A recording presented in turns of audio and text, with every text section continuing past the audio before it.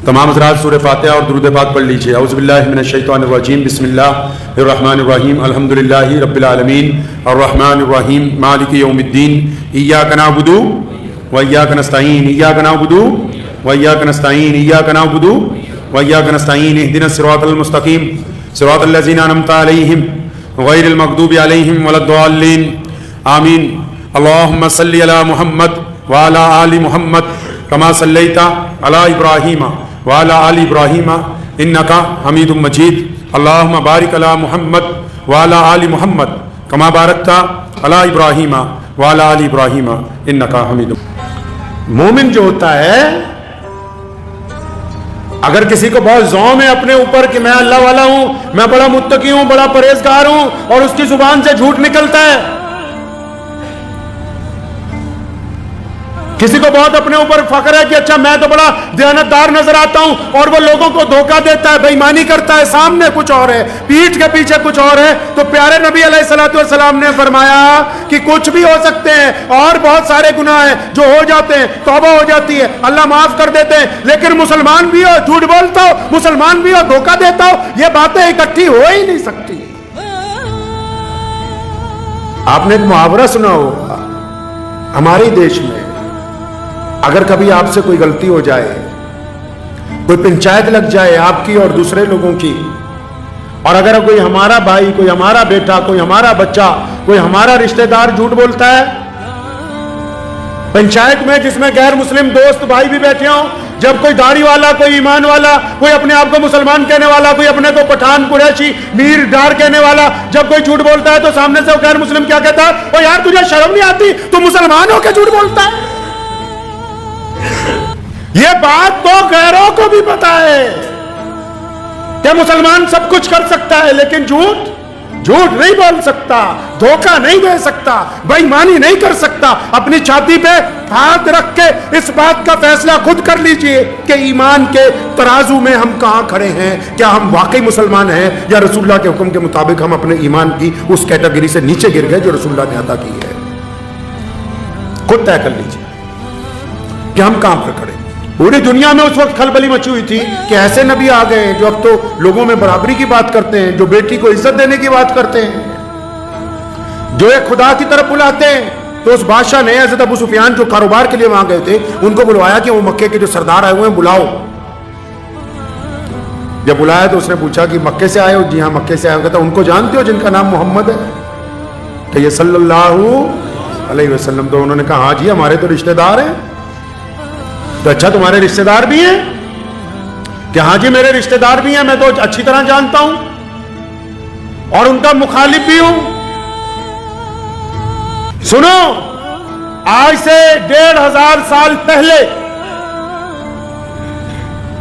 जब एक गैर मुस्लिम बादशाह के सामने एक ऐसा शख्स खड़ा है जो अभी ईमान नहीं लाया और रसूलुल्लाह सल्लल्लाहु अलैहि वसल्लम की मुखालफत करता है, जब बादशाह ने पूछा, कहने लगा अच्छा तू बहुत सारी बातें बताता है कि उन्होंने ये कह दिया, उन्होंने वो कह दिया, उन्होंने तुम्हारे खुदाओं के मुतालिक या तुम्हारे दीन के मुतालिक उसको कहा कि इसको छोड़ के नए दीन के ऊपर आ जाओ। कहला ये सारी बातें तो मैं तुम्हारी मानूं या ना मानूं, तो मुझे इतनी बात बता कि किस नबी की तू बात करता है, क्या वो मोहम्मदुर रसूलुल्लाह ने कभी झूठ बोला है कि नहीं बोला?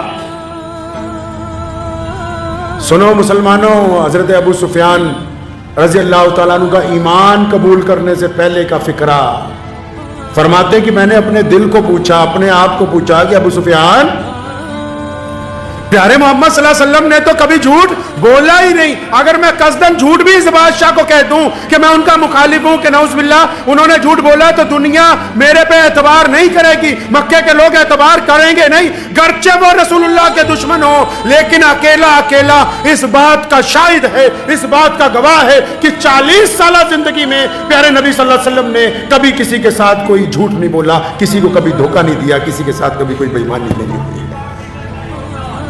इस बात को समझ लीजिए कि नबी अलैहिस्सलातु वस्सलाम के पास एक शख्स आया, मैं मुसलमान तो हो जाऊंगा लेकिन 3 गुनाह बड़े करता हूं। कौन कौन से गुनाह करते हो भाई? कहने लगा जी मैं शराब पीता हूं, पता लगा इस दीन में आएंगे शराब छोड़नी पड़ेगी, मैं जिना करता हूं, पता लगा इस दीन में आएंगे जिना छोड़ना पड़ेगा, मैं झूठ बोलता हूं, पता लगा इस दीन में आऊंगा तो गुनाह छोड़ना पड़ेगा, मैं चोरी करता हूं, पता लगा इस दीन में आऊंगा तो चोरी करनी छोड़नी पड़ेगी। अब मैं एक वक्त में तो 4 गुनाह नहीं ना छोड़ सकता, मैं एक वक्त में तो सारी बुराइयों को नहीं छोड़ सकता।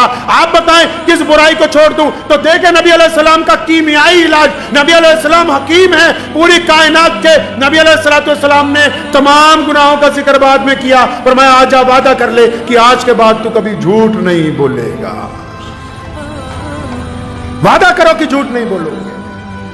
वादा करके आ कि झूठ नहीं बोलूंगा, वादा करके निकला, चोरी का मौका आया, चोरी करने लगा तो दिल में ख्याल आया कि कल को अगर दरबार रिसालत सल्लल्लाहु अलैहि वसल्लम में पूछा गया चोरी की थी कि नहीं की थी, हाथ पीछे करता है, कहता नहीं नहीं, मैं लोगों के सामने कैसे इकरार करूंगा, मैंने तो झूठ ना बोलने का वादा कर लिया है, अगर सच बोलता हूं तो मेरी इज्जत जाती है। चोरी छोड़ी, जिना छोड़ा, शराब नोशी छोड़ी, एक गुनाह। हदीस पाक में आता है जब बंदा झूठ बोलता है तो उसकी जुबान से इतनी जबरदस्त बदबू निकलती है कि जो नेकी के फरिश्ते होते हैं वो 1 मील दूर चले जाते हैं, 1 मील दूर चले जाते हैं। और आज के वक्त में लोगों ने झूठ बोलने को नाम बना लिया, शुगल कर रहे हैं जी, मस्ती लेंगे, वैसे ही दूसरों से खेल रहे हैं। ये झूठ के नए नए नाम रखे हमने माशरे के अंदर। और ये जो झूठ बोलने वाली मशीन हमको मिल गई जिसका नाम मोबाइल है, तो कसदन लोग झूठ बोल रहे हैं। अल्लाह के बंदे, झूठ की वजह से नमाज खराब हो रही है, झूठ की वजह से दिल मजरू हो रहा है, झूठ की वजह से दिल में बेचैनी आ रही है, झूठ की वजह से कारोबार बर्बाद हो रहा है, झूठ की वजह से रिश्तों में तलखी पैदा हो रही है, झूठ की वजह से बेबरकती हो रही है। आप क्या समझ रहे हैं कि यह कोई गुनाह ही नहीं जो आप कर रहे हैं? इस गुनाह की बदबख्ती आपके जिस्म पर पड़ रही है, आपकी रूह जख्मी हो रही है। कसदन किसी का फोन आएगा, हाँ जी कहां हो? अगर चौराहे पे भी खड़ा है तो कहेगा जी मैं तो घंटा घर पे खड़ा हूं। कसदन, जिस झूठ की जरूरत भी नहीं। मां बाप पूछ ले, हाँ बेटा रास्ते में आ रहे हो, कहां पहुंचे? अगर दिल्ली से आ रहा है, लुधियाना पहुंचने वाला है, तो कहेगा नहीं जी मैं तो अभी अंबाला ही हूं। जिस झूठ की जरूरत ही नहीं हम वो भी बोल रहे हैं।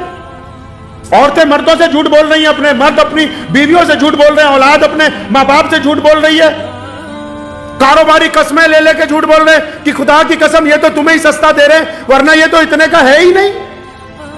हलाल चीज को हराम करके खा रहे हैं। जो चीज अल्लाह ने आपको अता कर दी, हलाल भी है, जायज भी है, दुरुस्त भी है, आप उसमें भी झूठ बोल के उसको अपने लिए माले हराम बना रहे हैं। कारोबार में अल्लाह तबारक व तआला ने 99% मुनाफा रखा है।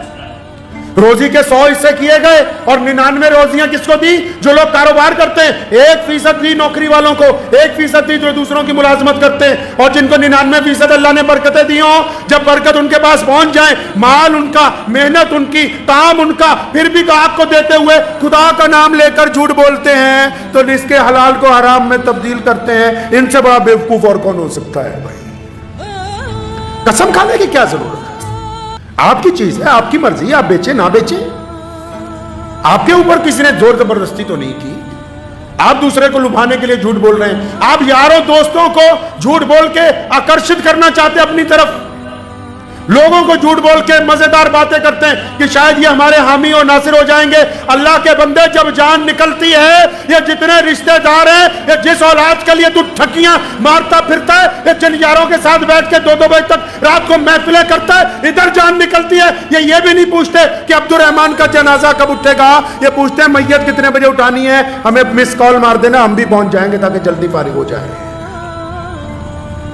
जिनके लिए सारा दिन झूठ बोलता है ना, जिस माल को कमाने के लिए सारा दिन बेईमानियां करता है, कब्रिस्तान में इनका व्हाट्सएप बंद नहीं होता।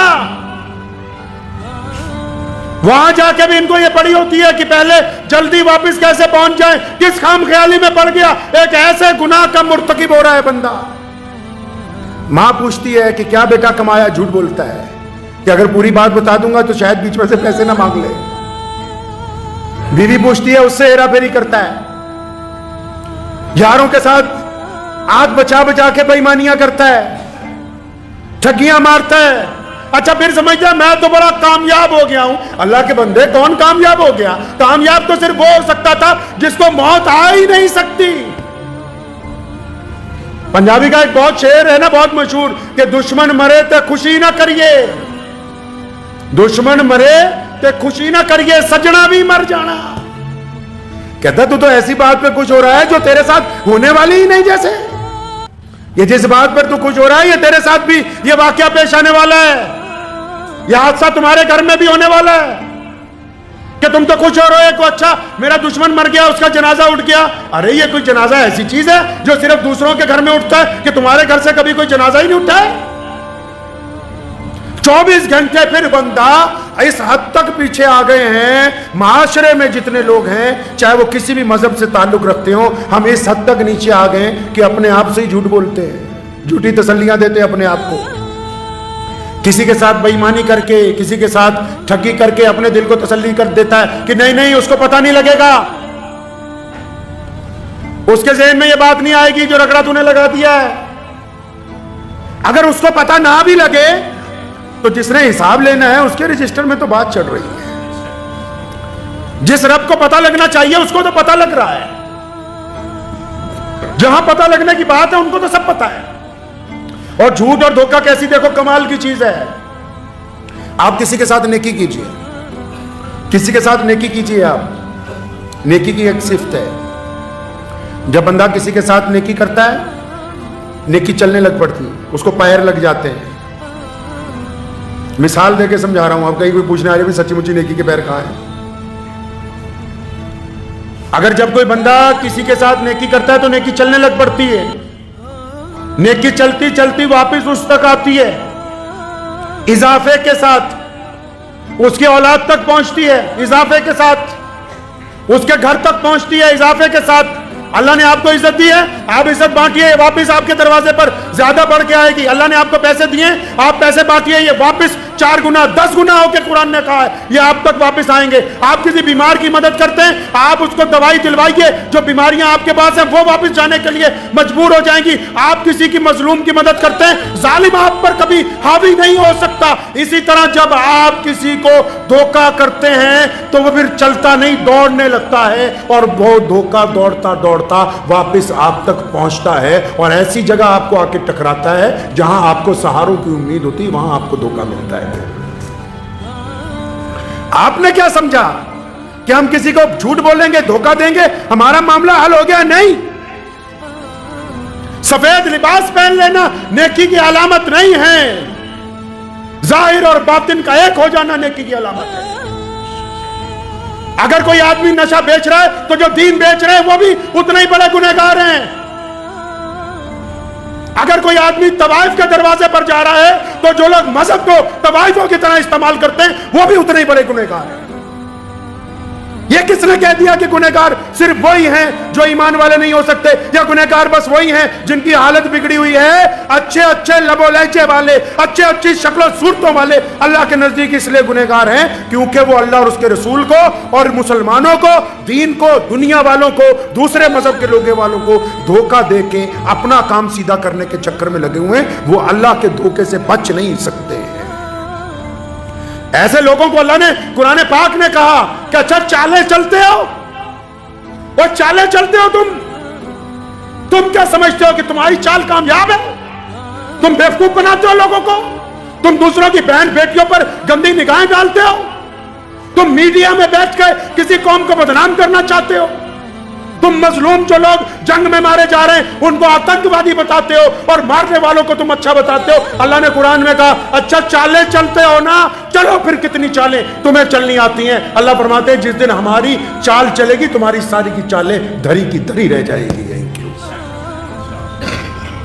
समझ लीजिए इस बात को इत्मीनान के साथ कि झूठ और धोखा हमारे शआर में नहीं है, हमारी फितरत में नहीं है। ये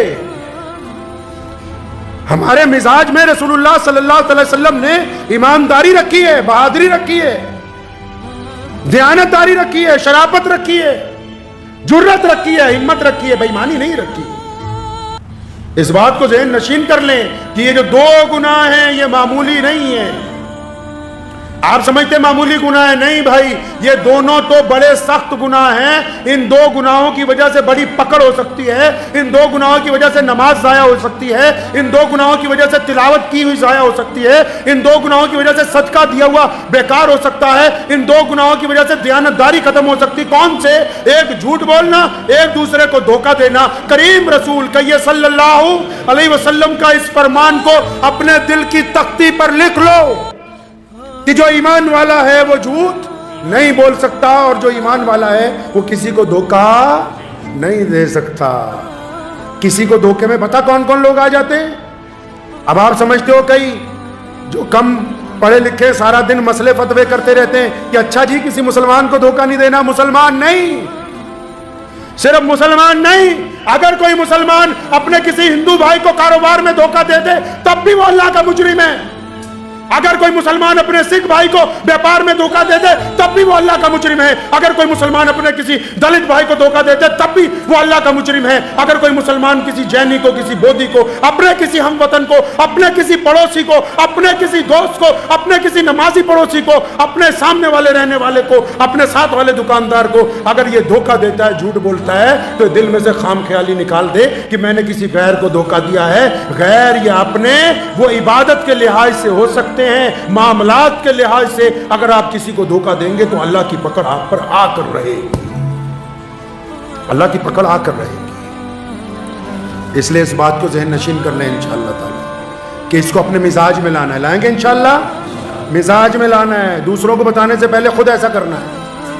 अगर किसी को धोखा दिया है, उठाइए फोन, माफी मांगिए। किसी की जगह दबा के रखी है, चाबियां लौटा दीजिए। किसी के पैसे दबा के रखे हैं, वापस कर दीजिए। किसी के साथ ज्यादती करके रखी है, 2 लफ्ज बोल दीजिए। और अगर आप गुनाह की हठधर्मी पर अड़े हुए हैं, आप बेईमानी पर अड़े हुए हैं, आप ज्यादती पर अड़े हुए हैं, आप ये समझते हैं कि मैं अपनी ज्यादती के जरिए, अपनी ताकतों के जरिए, दुनियावी लोगों के सहारे के जरिए मैं झूठ का बाजार गर्म रखूंगा, तो फिर अल्लाह की पकड़ जब आती है तो फिर कोई भी दुनियावी ताकत हमारा साथ नहीं दे सकती है। और अल्लाह तबारक व तआला के सामने तो हम सब ने आखिर पेश होना ही है। दुआ कीजिए अल्लाह ताला मुझे भी और आप सबको भी झूठ से और धोखे से हमेशा अपनी पनाह में रखे। व आखिर दावाना अनिल हम्दुलिल्लाहि रब्बिल आलमीन।